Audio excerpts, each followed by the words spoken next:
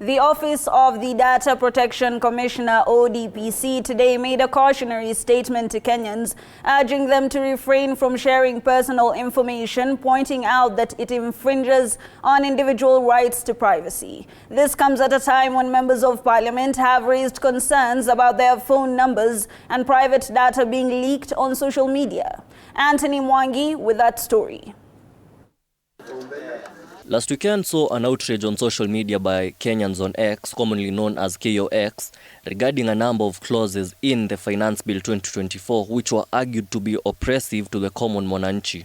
An outburst that led to private information belonging to members of parliament being leaked on social media, including their personal phone numbers as well as those to their closest family. Way of applying pressure on the leaders to vote against the bill or to shame them for showing support for it,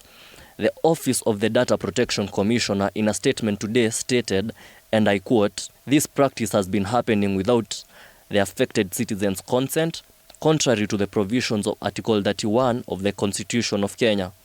the Data Protection Act 2019 and its attendant regulations. In view of the foregoing, the office wishes to advise members of public to refrain from further sharing of personal information which infringes on individual rights to privacy."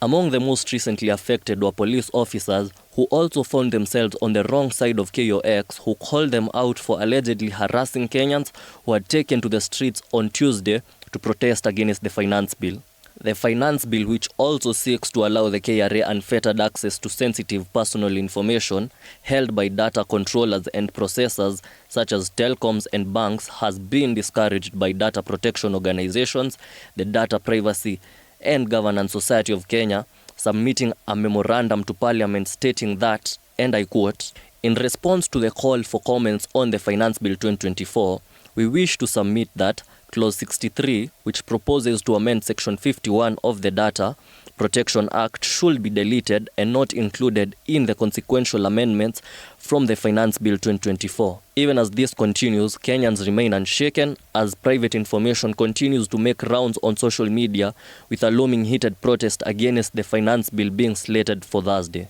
Mwangi Anthony, TV